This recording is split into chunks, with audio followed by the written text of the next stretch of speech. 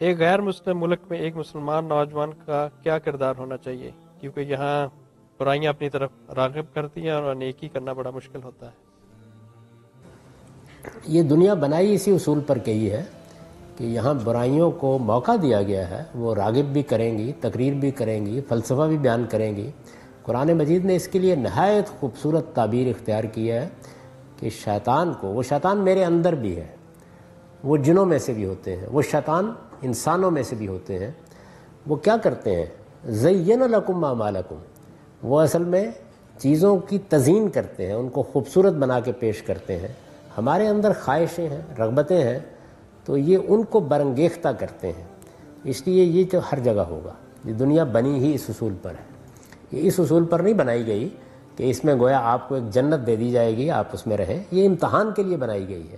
امتحان کا تقاضا یہ ہے کہ یہاں اختیار دیا جائے، نیکی کو بھی، بدی کو بھی۔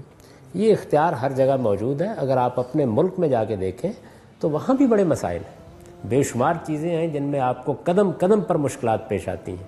کچھ مشکلات وہاں پیش آتی ہیں جو یہاں نہیں آتی، کچھ یہاں پیش آتی ہیں جو وہاں نہیں آتی، یعنی دونوں ہی چیزیں۔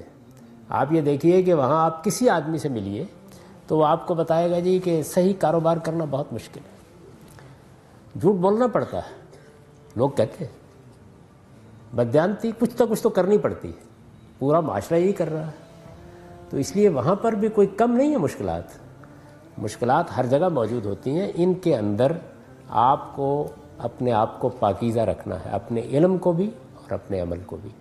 تو اس لیے دنیا کو مسلم اور غیر مسلم میں نہیں بانٹیے، یہ خدا کی بنائی ہوئی دنیا ہے، اس میں سارے انسان آدم و حوا کی اولاد ہیں اور ہمارے بھائی ہیں۔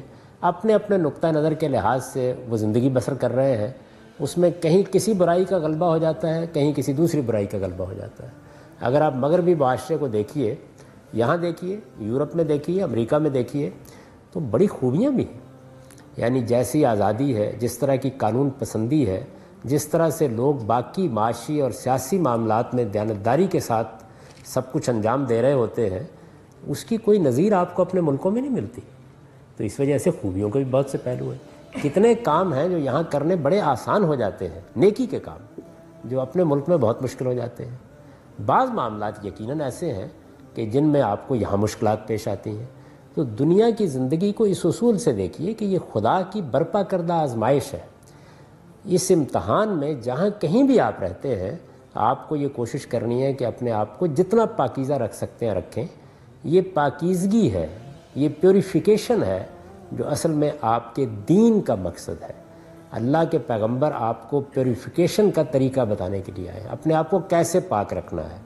یہ پاکیزگی حاصل کرنے کے لیے جد و جہد کیجیے، یہاں بھی کرنی پڑے گی، اپنے ملک میں بھی کرنی پڑے گی۔ یہ جد و جہد کبھی ختم نہیں ہوتی، یہ جب ہم شعور کو پہنچتے ہیں اس وقت شروع ہوتی ہے اور موت تک جاری رہتی ہے۔ اس لیے از راہ کرم اس سے فرار کے راستے نہ ڈھونڈیے، بلکہ اس کی آنکھوں میں آنکھیں ڈال کر کامیابی حاصل کرنے کی جد و جہد کیجیے۔